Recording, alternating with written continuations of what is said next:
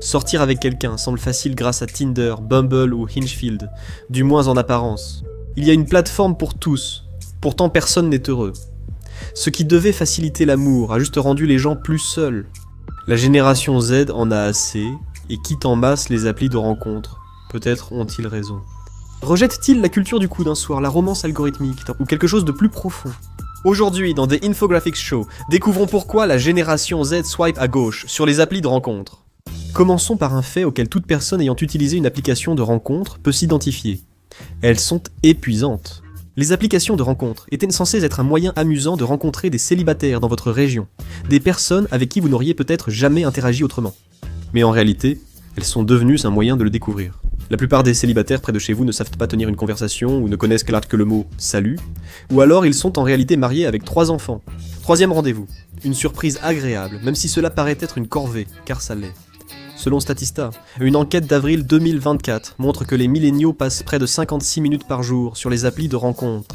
La génération Z consacre près de 50 minutes par jour, soit 7 heures par semaine, à une stratégie de rencontre qui n'aboutit même pas à de vraies rencontres, et qui s'avère largement inefficace. Mais, croyez-le ou non, c'est en réalité une amélioration par rapport à 2018.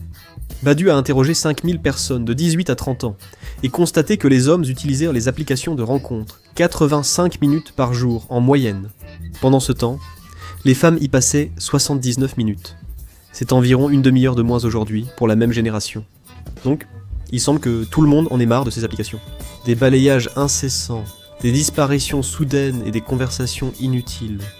Et ce n'est pas l'amertume qui parle, ce sont les statistiques. L'école de médecine de l'université Stanford a découvert que 50% des personnes sur les applications de rencontres n'iront jamais à un rendez-vous grâce à elles. Ce n'est pas qu'ils n'ont pas de match, mais qu'ils ne le veulent pas. Sur les applications de rencontres, ils ne cherchent pas de rendez-vous. Pourquoi les utilisent-ils ? Selon Elias Aboujod, professeur de psychiatrie et de sciences du comportement, les gens disent utiliser les applications de rencontres pour se sentir connectés socialement, se divertir ou se distraire. Certaines personnes disent les utiliser pour gérer leurs émotions négatives. La prochaine fois que vous vous faites ghoster, au moins maintenant, vous savez que cela booste l'ego de quelqu'un d'autre. Vous vous sentez mieux maintenant. Donc, cela veut dire que l'autre moitié cherche une relation ou au moins un rendez-vous, non ? Non.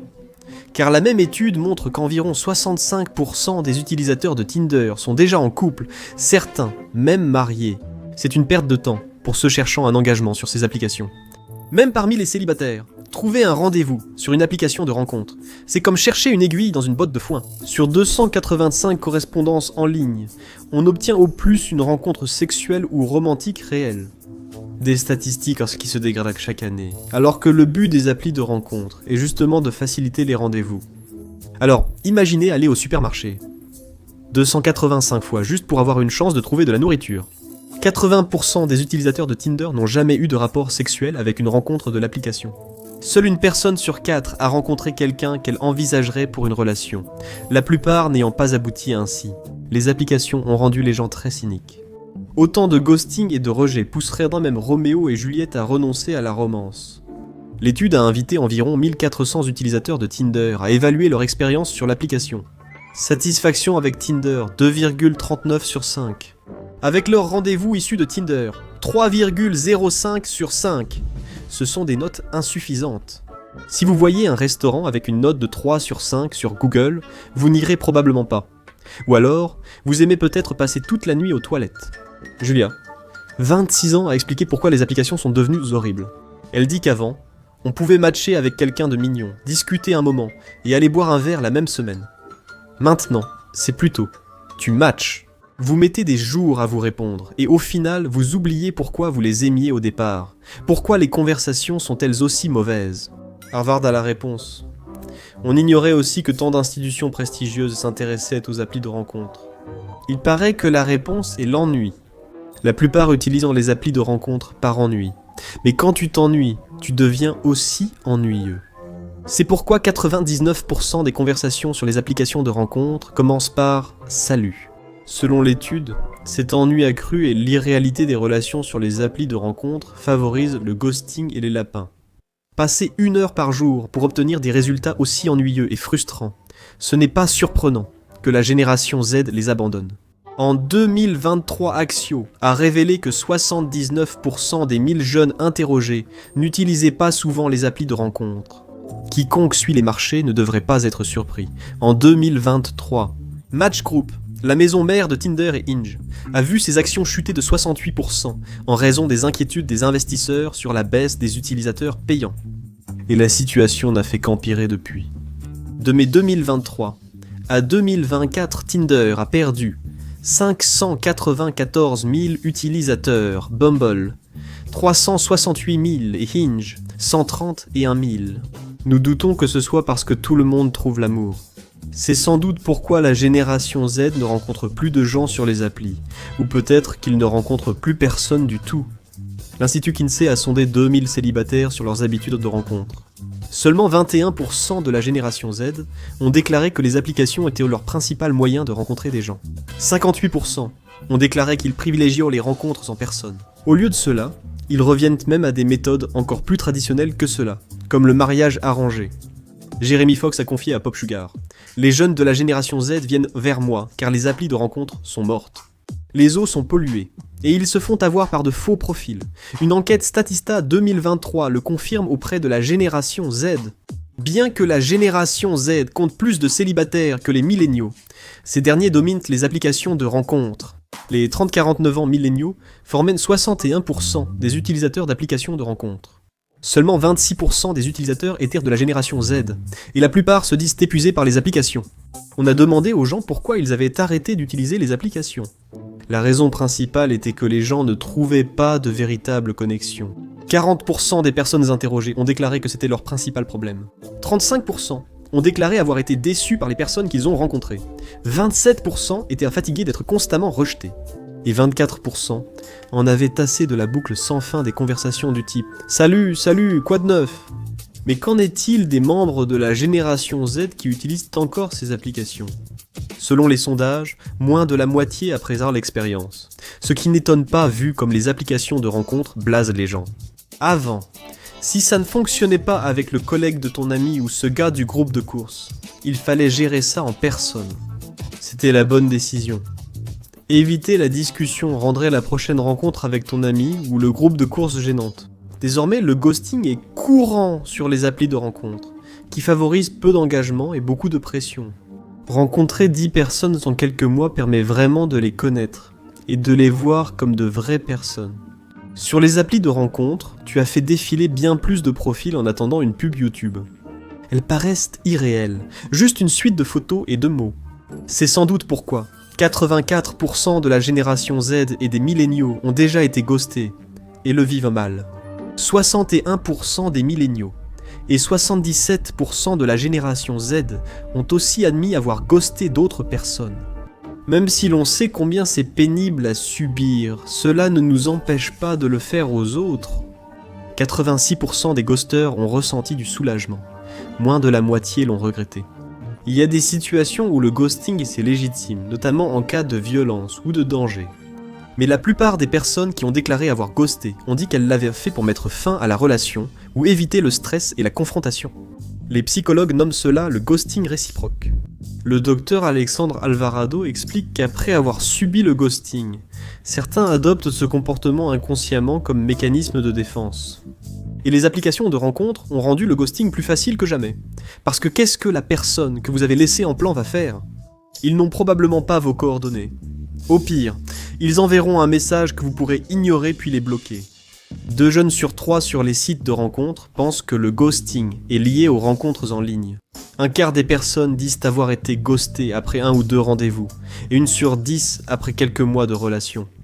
Les applications de rencontres n'ont rien fait pour aider. Autrefois gratuites, elles sont désormais largement payantes et monétisées comme tout le reste en ligne. Vous avez peut-être entendu les rumeurs selon lesquelles, si vous ne payez pas d'abonnement premium, l'application ne vous montrera pas les meilleures correspondances pour vous. Les rumeurs pourraient être vraies. Thomas Germain, journaliste tech chez Gizmodo, en a parlé après 1 an d'études des applis de rencontres. Les applications de rencontres vont souvent classer votre niveau d'attractivité après votre inscription. Elles combinent vos photos de profil et l'attractivité de ceux qui vous likent pour le déterminer. C'est étrange de penser qu'un algorithme vous note. Un 6 à Los Angeles, mais voilà où nous en sommes en 2025. Mais beaucoup ont remarqué quelque chose d'étrange. L'application fait tout pour ne pas vous montrer des personnes qu'elle considère à votre niveau de beauté, à moins que vous ne payiez. Donc en gros, vous sortez avec des personnes en dessous de votre niveau, à moins de prendre un abonnement, et ceux-ci ne sont pas donnés. Le service premium de base coûte de 10 à 50 $ par mois selon l'application. Hinge, par exemple, propose Hinge Plus à 32,99 $ par mois, mais vous pouvez aussi obtenir Hinge X pour 49,99 $ à ces prix-là. Vous pouvez aimer autant de profils que vous voulez, et voir qui vous a aimé, donc vous savez déjà qui est intéressé. La version gratuite permet d'aimer seulement 8 personnes en tout. Germaine dit que beaucoup de ses sources, utilisant les versions gratuites des applications de rencontres, ont remarqué certaines tactiques douteuses. Par exemple, sur Hinge, une fois que vous avez aimé 8 personnes, le prochain profil que vous voyez, celui que vous ne pouvez pas aimer sans payer, est souvent le plus attirant jusqu'à présent. Cela pourrait être une coïncidence, mais ce ne serait pas surprenant compte tenu de toutes les autres pratiques contraires à l'éthique que les applications de rencontres utilisent pour gagner de l'argent. En 2022, Consumers International a révélé que Tinder facturait jusqu'à 6 fois plus cher ses options premium aux 30-49 ans qu'aux 18-29 ans. L'application supposait que les utilisateurs plus âgés seraient plus sérieux et plus désespérés de trouver des rencontres. Pour obtenir un rendez-vous, Tinder et d'autres applis peuvent offrir bien plus. Tinder propose une mise à niveau, Tinder Select, pour 499 $ par mois, soit l'équivalent d'un mois de loyer. Mais cela n'est rien face à The League, une appli réservée aux diplômés prestigieux et carrières ambitieuses. Les options personnes très importantes de The League coûtent presque 2500 $ par mois, cela fait 30 000 $ par an. Le salaire de départ de la génération Z. Et qu'obtenez-vous pour ce prix ? Consultez les opportunités de rencontres dans 10 villes. Participez chaque semaine à des speed dating et bénéficiez des conseils de votre concierge personnel. Honnêtement, à ce stade, payez carrément un entremetteur. Et ça ne parle même pas de toutes les microtransactions vers lesquelles les applis vous poussent. Vous avez glissé à gauche sur quelqu'un qui vous plaisait. Voulez-vous revenir à son profil, passer à la version supérieure, ou payer pour revenir en arrière ? Envie d'apparaître dans le fil d'actualité de quelqu'un ? Envoyez-lui une rose, agissez vite et obtenez-en 3 pour seulement 999 $. Vous voulez attirer l'attention de la personne qui vous plaît. Soyez authentique et créez un profil sympa. Pour plus de visibilité, payez un boost. 799 $ sur Tinder. Certaines applications exigent un abonnement payant pour être utilisées, notamment celles jugées exclusives comme Raya, 2499 $ mois, et The League, 9999 $ les semaines, qui promettent de meilleures rencontres. Certains augmentent leur prix avec le temps. Ils vous enverront une notification à ce sujet. Mais parmi les 3000 courriels indésirables dans votre boîte de réception, vous pourriez facilement la manquer. Pour une génération qui peine déjà à payer le loyer et le coût de la vie, c'est trop cher. Ces 50 € par mois que vous dépensez pour tuer lentement votre sens de l'espoir et du romantisme pourraient aller vers quelque chose de bien plus satisfaisant, comme des tacos. Honnêtement, les paywalls servent aussi à éloigner les arnaqueurs et usurpateurs. Après tout, il n'y a que les applications de rencontres qui ont le droit de vous arnaquer. Mais il y a aussi un aspect sécurité. Malheureusement, les applications de rencontres ont complètement échoué à tenir les arnaqueurs à l'écart, tout comme elles ont échoué dans leur objectif initial. Selon Forbes Santé, 38% des utilisateurs de sites de rencontres ont subi du catfishing. Le membre du conseil consultatif de Forbes Santé et sexologue, le Dr Span, affirme que le catfishing peut avoir des conséquences psychologiques, physiques et émotionnelles. En plus, la fatigue et l'épuisement des applications de rencontres sont constants. Après avoir été victimes de catfishing, des personnes ont également signalé des problèmes liés à des liens malveillants, menant à des virus sur leur appareil ou à un vol pur et simple d'identité. 15% des répondants à l'enquête disent avoir été ciblés par des cybercriminels. Avec toutes ces fraudes, 38% des personnes interrogées ont déclaré avoir peur d'utiliser les applications de rencontres pour toutes ces raisons. 34% de plus les utilisent, mais en général, ils ne font pas confiance à leurs interlocuteurs sur l'application. Pour une génération assez à l'aise avec le numérique, ces risques n'en valent-ils pas vraiment la peine ? Même si votre correspondant ne prétend pas être quelqu'un d'autre, il peut quand même mentir sur beaucoup de choses importantes. 21% des adultes mentent sur leur âge sur les applications de rencontres, les hommes étant légèrement plus susceptibles de mentir que les femmes. 23% contre 19%. Parmi les utilisateurs d'applications de rencontres, 14% admettent mentir sur leurs revenus, et 14% supplémentaires sur leur passe-temps et centre d'intérêt. C'est pourquoi ton dernier rendez-vous J'adore cuisiner, a presque incendié ta cuisine. Encore 13% mentent sur leur emploi et leur passé ou présent amoureux, ce qui est un problème encore plus grave. Et enfin, 12% des utilisateurs mentent sur leur taille. Certaines personnes sur les applications sont très directes, parfois trop.